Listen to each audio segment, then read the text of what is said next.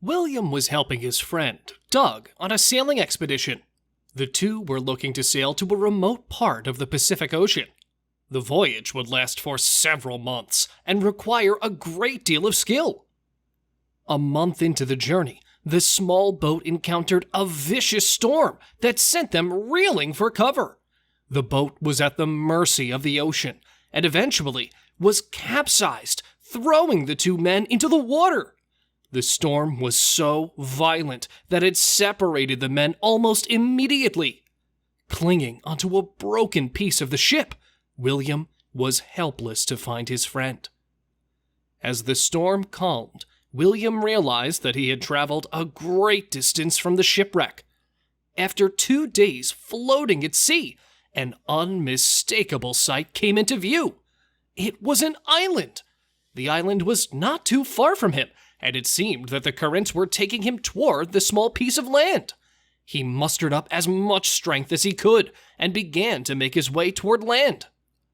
After landing on the shore, he couldn't believe what he saw. The island appeared to be deserted. This was likely to be the case, considering their remote location. William had no survivor skills. He had been a marketing executive for most of his working life and was anything but a risk taker. In retirement, he decided to be more adventurous and take on new challenges. So when Doug asked him to be part of this trip, he jumped at the opportunity. But now, the reality was that he was dreadfully unprepared for survival in such an inhospitable place. Certainly there would be a rescue mounted, but that could take weeks, even months for them to find him. He is in one of the more remote places on Earth, and no one had a good track on where they capsized. William determined in his mind that if he wanted to live, he would have to find something in himself that he never knew existed. He would have to find the power within himself to survive. The first day was rough. No food and very little water was found. He had no shelter, and the heat was unbearable. "Focus, William," he would say over and over. "I know I have the ability to figure this out, no matter how hard." William thought about his most important needs. "I need water, food, fire, and shelter. If I can figure those 4 things out, I can last indefinitely." First, water. He began to set up water traps around the island from large leaves he found.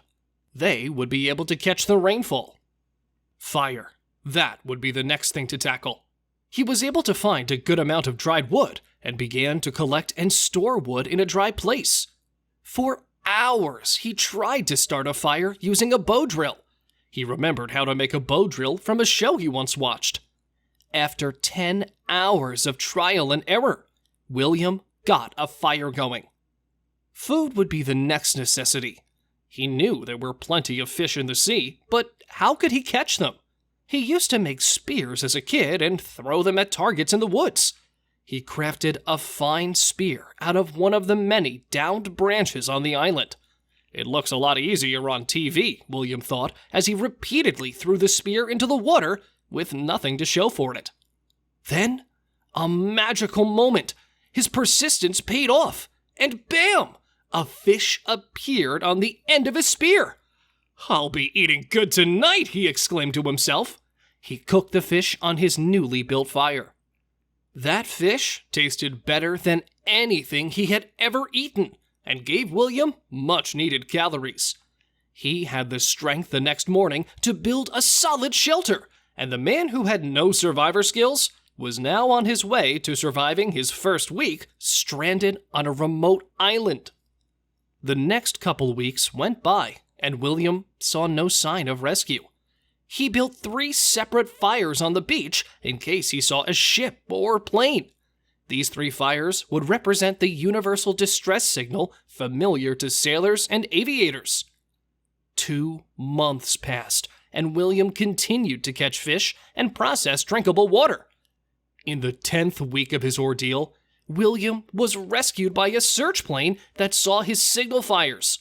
He returned home to find that Doug had survived as well and was picked up by a fishing boat after several days at sea. William learned a lesson so valuable that he would never forget it. You have a power within you that is greater than you and can guide you to do things you never imagined were possible. That power is not limited to William. It's available to all of us. We can only find it when we put our doubts, negativity, and helplessness aside and embrace the idea that ordinary people can do extraordinary things because of this inner power. The next time you face an impossible situation, look inward and know that you have the power to overcome whatever is in front of you. You may not know exactly how, but when you believe, the power will come.